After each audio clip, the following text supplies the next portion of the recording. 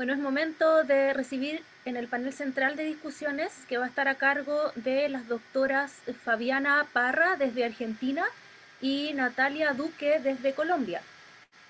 Les enviamos también un abrazo a la doctora María Graciela de Ortúzar, que tuvo un imprevisto de salud, que también iba a formar parte de este panel, y esperemos que tenga una pronta recuperación. Va a abrir las discusiones la doctora Fabiana Parra, quien nos presenta la conferencia De los márgenes al centro para descolonizar las metodologías. La doctora Fabiana Parra, argentina, es filósofa del sur, doctora, profesora y licenciada en filosofía por la Universidad de La Plata, investigadora en el Instituto de Investigaciones en Humanidades y Ciencias Sociales, docente en la Universidad Nacional de La Plata y en el Centro de Estudios Latinoamericanos de Educación Inclusiva, CELAI, en Chile. Es directora además del proyecto de extensión Cuestionándolo todo para retejernos de otro modo. Qué bonito. Filosofía y feminismos con mujeres privadas de su libertad en la cárcel número 33 de La Plata. Ha sido profesora visitante en México, Uruguay, España y Chile. Sus investigaciones están centradas en el abordaje filosófico, materialista e intersectorial de las múltiples opresiones, genealogías críticas y resistencias políticas. Para ello retoma aportes provenientes del campo de la filosofía política, las teorías latinoamericanas, las epistemologías feministas críticas, marxismo y el análisis del discurso y el psicoanálisis. Ha realizado numerosas publicaciones y presentaciones en Argentina y en el extranjero. Además, es columnista en Diario Diagonales y colaboradora en prensa con notas de opinión. También editora en Resistencias, la revista de filosofía de la historia del Centro de Investigaciones en Ciencias Sociales y Humanas de América Latina. Además, es coautora del libro Filosofar desde Nuestra América. Liberación, alteridad y situacionalidad. Querida Fabiana, bienvenida. Tremendo aporte el tenerte acá. El espacio es todo tuyo. Dispones de un promedio de 40 minutos para realizar tu presentación y cualquier inconveniente, recordamos desde lo técnico, ténganos paciencia, ¿ya? Bienvenida, Fabiana. Muchas gracias, Carolina. El gusto enorme es mío. Y en primer lugar decir, ya que voy a hablar de metodologías, que esta vez voy a presentar mi trabajo de alguna manera siguiendo en un texto que preparé, que luego lo puedo compartir, y decir también que cuando Aldo Campo González, director del CELEI, me invitó a participar de este evento, pensé inmediatamente en hacer un aporte hacia lo que podemos llamar la descolonización de las metodologías, recurriendo a una tesis que tiene el potencial de operar como metáfora de esa transformación. Es la icónica tesis de Bell Hooks, de los márgenes al centro, con la cual la autora realiza una interpelación al feminismo en particular y al mundo entero en general, de producir desplazamientos disruptivos con el centro excluyente, esto es, con el núcleo de dominio capitalista, blanco y patriarcal. Luego desarrollaré mejor esta crítica. En principio decir también que me pareció más que pertinente el recurso a esta tesis espacial, podríamos decir, de Hooks, dado que el término metodología, en tanto ciencia que estudia los métodos, es decir, el plan de investigación para cumplir con ciertos objetivos, significa etimológicamente más allá del viaje, ya que viene del griego métodos, conformado por los términos meta, más allá, y odos, que es camino o viaje. Siguiendo esta dirección, este trabajo que preparé versará sobre el modo en que se realiza este viaje y que implica dos cuestiones fundamentales. Una es realizar una crítica a los centramientos excluyentes, en particular del pensamiento moderno, y por otra parte, examinar y profundizar las estrategias de descentramiento de las praxis interseccionales de mujeres y lesbianas negras de la década del 70 del siglo pasado, que han implicado un aporte invaluable a lo que podemos llamar pensamiento descolonial. En lo que respecta al punto 1, recupero las críticas de la teoría decolonial y de la filosofía materialista al racionalismo moderno.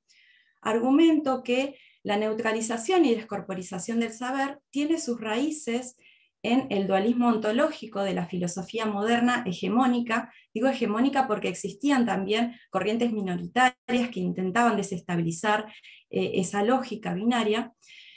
y que separa radicalmente mente de cuerpo. Este último es homologado con la naturaleza, con la que compartiría las mismas leyes físicas y como materia inerte en analogía con el objeto máquina. En este marco de lógica binaria excluyente, subyacen además estructuras jerárquicas a partir de un centro uno que excluye, asimila y niega aquello que se ubica en el lugar, en relación de aquello que está en el lugar del margen.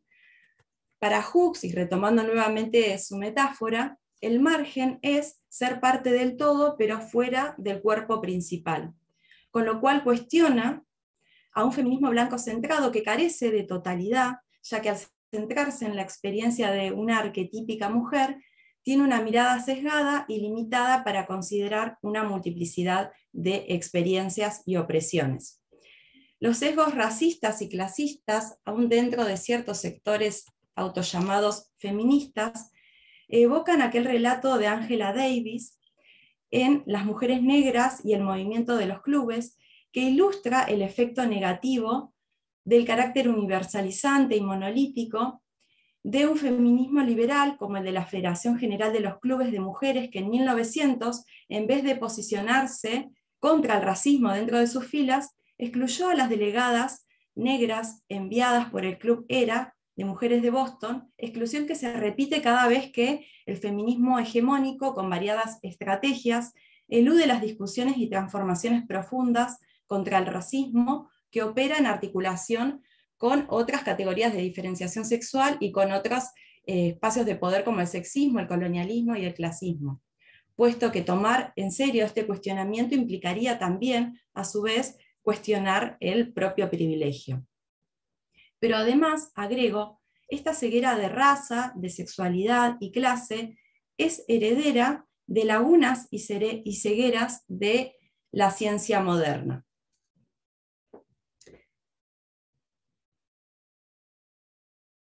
La ciencia moderna hegemónica, ya que, nuevamente repito, existían corrientes minoritarias, nace en el siglo XVI de la mano de sujetos varones con privilegio de clase, de raza, de sexualidad, y establece parámetros de inclusión de acuerdo con supuestos cientificistas que se articulan con presupuestos esencialistas, especistas, biologicistas, capacitistas, que buscan generalizar el pensamiento y homogeneizar las experiencias, homologarlas, compactarlas. Para ello se establecen criterios para determinar lo que se encuentra dentro de los parámetros normales y aquello que lo excede, o para decirlo en los términos críticos del modelo clínico, que separa aquello que es deficiente en relación a la norma, lo normal, el cuerpo social sano, para decirlo en los términos que lo dice Paul Preciado. Toda esta cuestión tiene frondosos desarrollos, por ejemplo, en las críticas que desde la comunidad sorda se realizan al modelo biométrico y a la taxonomía de la clínica como horizontes de la normalidad y de la modernidad, que diseñan un conjunto de técnicas que construyen de manera simbólica a un cuerpo social sano y que lo separan de un cuerpo discapacitado, entre comillas. ¿Qué es un cuerpo discapacitado? Un cuerpo no productivo que escapa a la máquina capitalista por exceder esta media que separa lo normal de lo anormal. Entre estas técnicas de construcción de un cuerpo patológico se encuentran aquellas que involucran al aparato discursivo de representación y que justamente mediante discursos definen a un cuerpo como normal o patológico, ¿no? Se trata de una construcción social e histórica.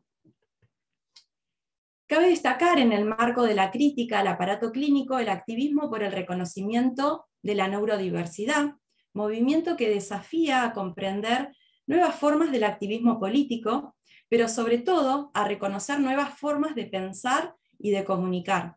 como es el caso del activismo de la joven Amanda Bax, que propone un aparato de verificación que la reconozca como sana.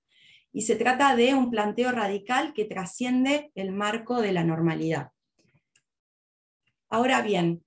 frente al ideal de objetividad de conocimientos producidos por seres descorporizados, asexuados, sin marcas de racialización en la piel,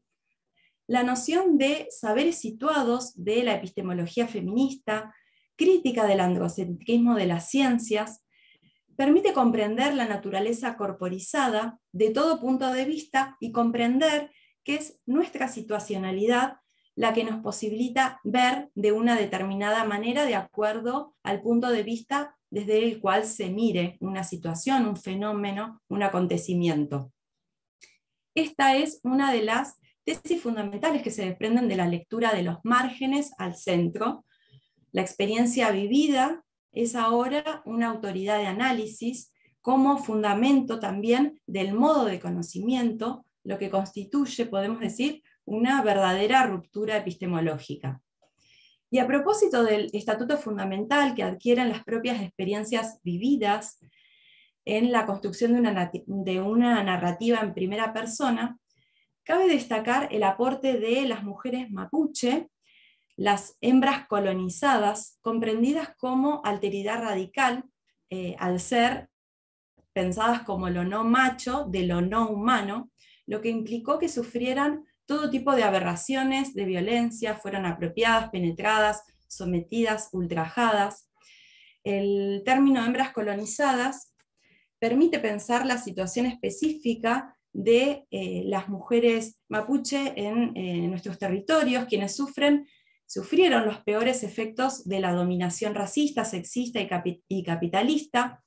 que aún dentro de ciertos espacios emancipatorios, como el feminismo, han tenido que sufrir también ciertas desigualdades y inferiorizaciones, lo cual se manifiesta en la subestimación del problema racial y en la ausencia sintomática de una serie de ideas y cuestionamientos vinculados al problema específico de la mujer mapuche. Moira Millán, por ejemplo, en su texto Mujeres Mapuche, explotación colonial sobre el territorio corporal, exhibe relatos orales que dan cuenta de cómo las heridas coloniales siguen sangrando cada vez que, por ejemplo, se desaloja violentamente a comunidades mapuche, o incluso cada vez que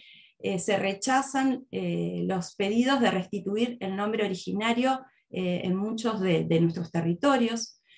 Uno de los relatos que comparte Moira Millán en su texto es el siguiente, dice así: era una mujer mayor de unos 60 años, tal vez cautiva, con varias de sus hijas. A su marido lo tenía en otro campo de concentración y ella no sabía nada de él.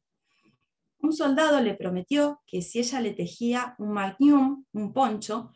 lo podían ver. Ella aceptó, pero él le cortó la piel de la yema de los dedos para que no pueda tejer y se burlaba de ella. Aún así, sangrando y en carne viva, terminó su trabajo. El soldado trajo al marido y lo degolló delante de ella. Se trata del relato de una tía abuela de Moira Millán,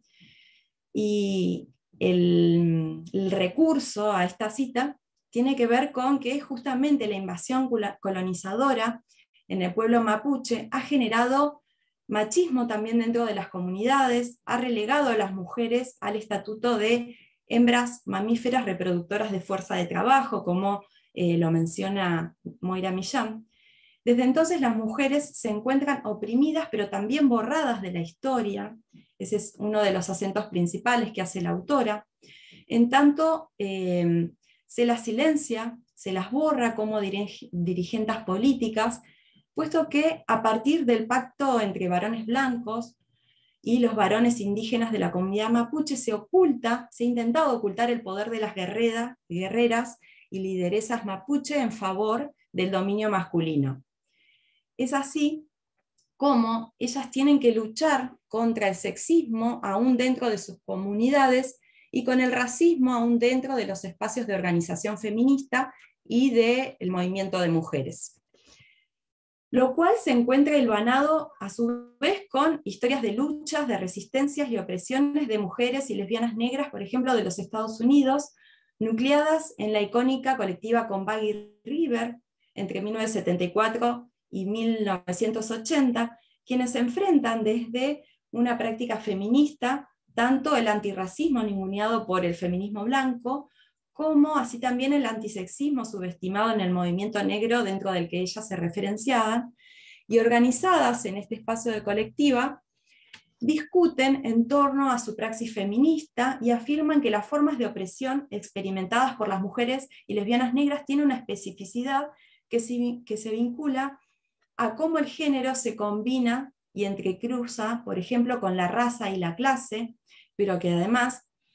desde una perspectiva interseccionalidad, podríamos pensarla también anudada a otras categorías de diferenciación, como la pertenencia etaria, la pertenencia geopolítica, ser perteneciente a un grupo minoritario de diversidad funcional, por ejemplo.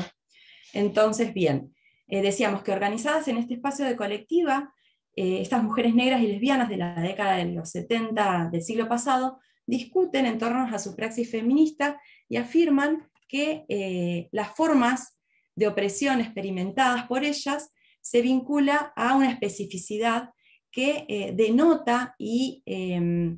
da lugar a la importancia de hacer un registro situado, un análisis imbricado de múltiples variantes y categorías de diferenciación social, lo que se evidencia en numerosos pasajes del manifiesto de la colectiva, fechado en 1977, donde se exhibe la demanda de un abordaje interseccional de la opresión, mucho antes de que el concepto sea explícitamente formulado por la abogada feminista negra Kimberlé Crenshaw en 1991.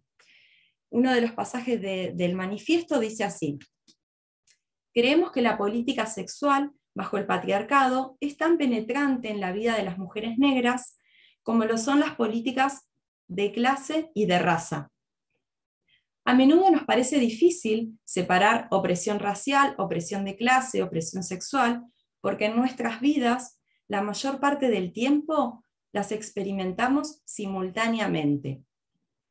Las mujeres y lesbianas negras de la colectiva privilegian así el entendimiento político de la especificidad de la experiencia de opresión de las mujeres racializadas, donde, como ellas mismas expresan, la opresión sexual era constante y cotidiana,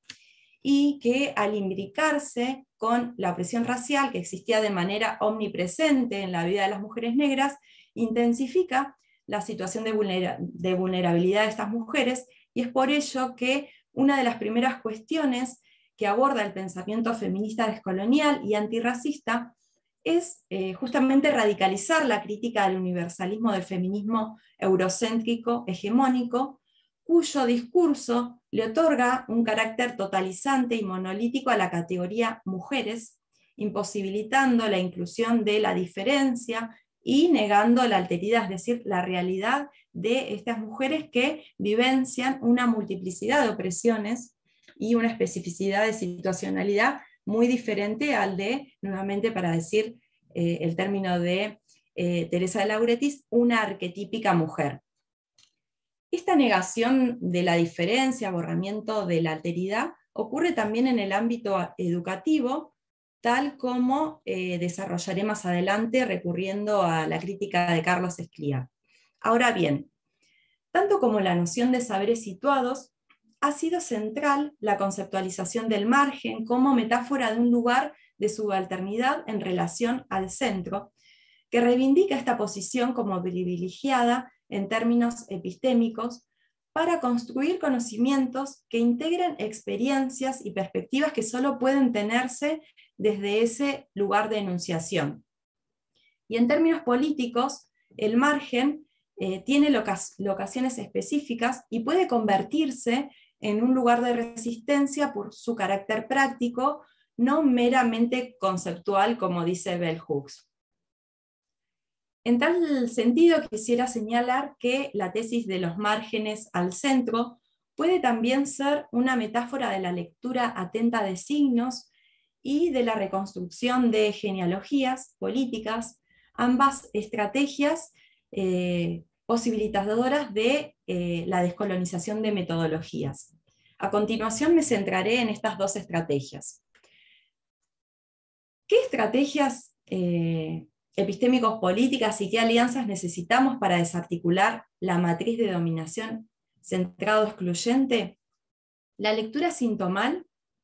es potente para mostrar los silencios sintomáticamente ausentes de un canon de pensamiento moderno, eurocentrado, y de los efectos de la colonialidad del saber. Subsidiariamente podemos decir que permite mapear las raíces de lo latinoamericano, como dice Santiago Castro Gómez, y cuestionar el circuito unidireccional de ideas desde el centro hacia la periferia, o podemos decirlo desde este circuito unidireccional de ideas norte-sur. Asimismo, esta lectura, esta práctica de lectura, tiene un valor heurístico para mostrar, por ejemplo, al interior de la teoría feminista, que el centramiento en la experiencia de la mujer blanca, educada, impide dimensionar que las experiencias de las mujeres son múltiples y dependen de las distintas trayectorias, factores y entrecruzamientos de estructuras, como veníamos diciendo, algo que es imposible de ver desde una razón feminista eurocentrada y moderna que se estructura sobre una lógica dicotómica y binario excluyente. Esta racionalidad coloniza discursivamente los feminismos en nuestra región, en la región latinoamericana, mediante la imposición de conceptos, teorías y problemas producidos desde una posición occidental hegemónica, y esto es lo problemático, y no sin la complicidad de feministas hegemónicas del sur, a causa de la transversalidad de la colonialidad en el mundo entero, que ha tenido como efecto, entre otras cuestiones, que las mujeres del tercer mundo sean representadas como objetos y no como sujetos de su propia historia y de sus propias experiencias particulares. De ahí nuevamente el interés de las feministas negras, que han sido las que han aportado un gran legado a los feminismos decoloniales, los feminismos latinoamericanos, de justamente poder narrar sus experiencias en primera persona y no ser habladas por otras. Ahora bien, esta lectura, entonces, la lectura sintomal, una lectura atenta de signos, es potente para promover desplazamientos que no busquen invertir meramente la relación de dominación y dejar de ocupar el lugar de oprimido, sino de transformar radicalmente el sistema basado en opresiones. ¿En qué consiste esta lectura? En agudizar la mirada, afinar la escucha, para poder dar lugar al apalabramiento de quienes han sido silenciados y al acuerpamiento de las distintas experiencias e historias de resistencias que se encuentran en las raíces de nuestras praxis.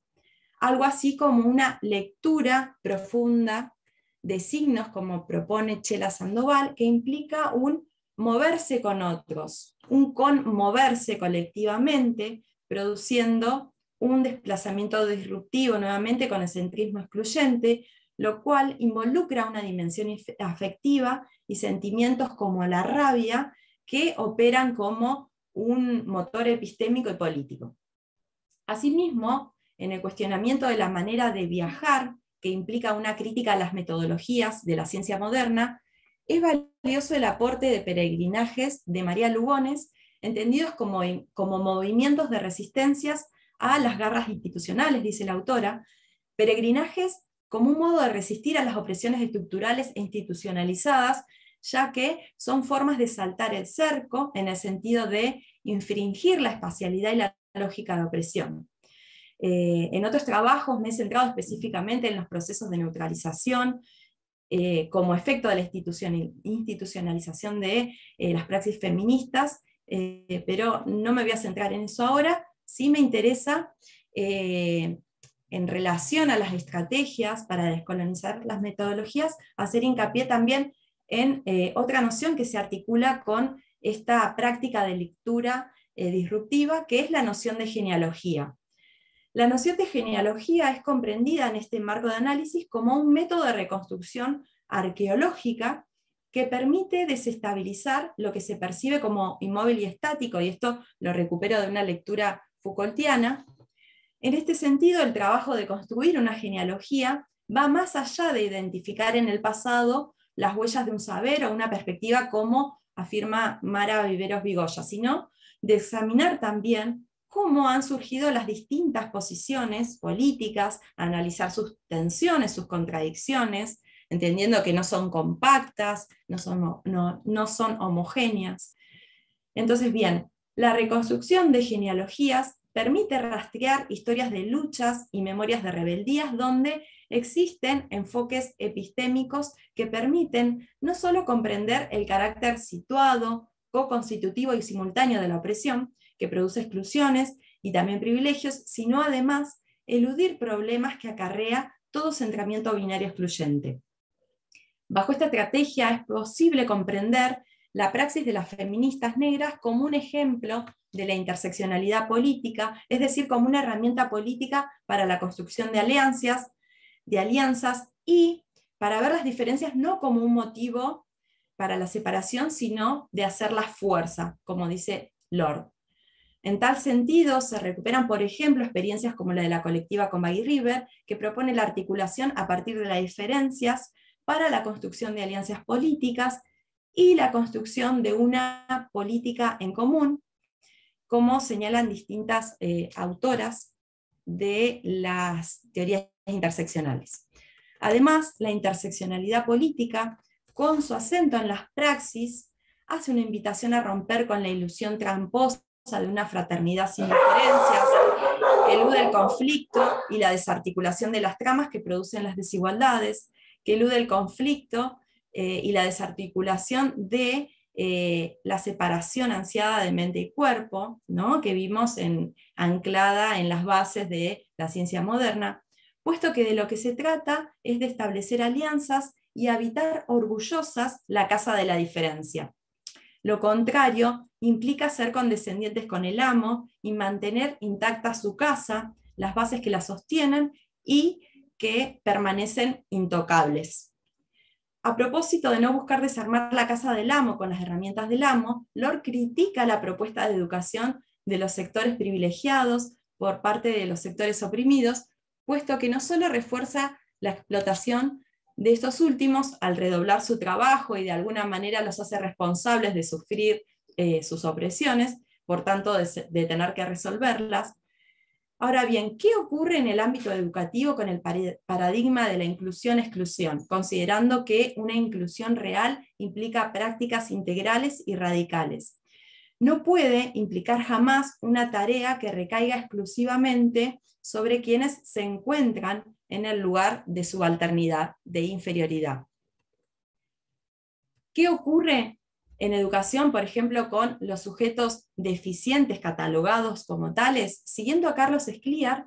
la educación especial, sus instituciones totalitarias y los sujetos que son forzados a incluirse en esta pedagogía no forman parte de las agendas políticas, sociales y académicas de la mayoría. Más aún, estos sujetos raras veces son vistos como pertenecientes a una nación, siendo ciudadanos, sujetos políticos, agentes, articulándose en movimientos sociales, poseedores de sexualidad, religión, etnia, etc.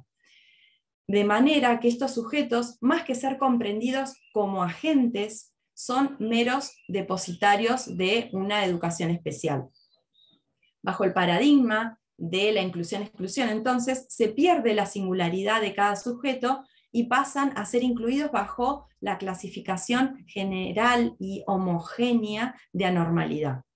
Esto también es para continuar un desarrollo más frondoso, pero no quisiera dejar de hacer mención a unas palabras de Carlos Scliar que dicen así: es en virtud de esta subteorización, consecuencia de una férrea tradición histórica de control del sujeto deficiente por expertos de la medicina y profesionales paramédicos, que la población general no vislumbra la conexión posible entre la deficiencia y su status quo, del mismo modo en que muchos están comprendiendo la conexión entre raza y o género y las estructuras contemporáneas de poder y conocimiento.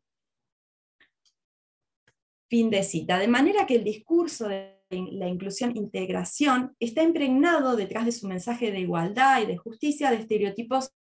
idénticos a los desarrollados en las escuelas especiales y a los cuales asocia con mucha frecuencia la eficacia, la eficiencia y la calidad en la educación. Para ir finalizando, a lo largo de este trabajo afirmo que la interseccionalidad es una apuesta integral que involucra una particular práctica de lectura, así como procedimientos de reconstrucción arqueológica, genealógica, de las experiencias vividas, y argumento que las praxis interseccionales buscan romper con los centrismos excluyentes que estructuran las desigualdades. Propositivamente, estas buscan abolir toda forma de dominación al apuntar a la matriz de dominación a partir de las cuales se articulan las múltiples opresiones, evitando no priorizar la resolución de una y el reforzamiento de otras, una estrategia política limitada por su carácter parcial y por no trastocar los privilegios que tienen un estatus central en todo este interjuego de las relaciones de poder. Entonces, contra el borramiento de las diferencias de un feminismo blanco hegemónico, pensadoras y activistas feministas negras consideran fundamental el reconocimiento de las diferencias entre blancas y negras para la sobrevivencia del movimiento feminista. En este sentido, por ejemplo, Lord problematiza cómo mujeres nos hayan enseñado a ignorar nuestras diferencias y a verlas como causa para la separación, frente a lo cual propone aprender a tomarlas, a estas diferencias, y hacerlas fuerza para establecer alianzas y articulaciones políticas. En esta potencialidad de no escatimar las diferencias, pero además de buscar comprender los procesos y los mecanismos específicos mediante los cuales se establecen y se definen las diferencias, es donde reside, a mi entender, la importancia de pensar la perspectiva interseccional no solo como una herramienta analítica, sino también política, lo cual implica nada más y nada menos que cuestionar y desanudar los discursos dominantes que silencian y producen el borramiento del otro, del otro, sino también en poner en el centro de la escena el cuerpo como territorio de dicho disciplinamiento. Muchas gracias.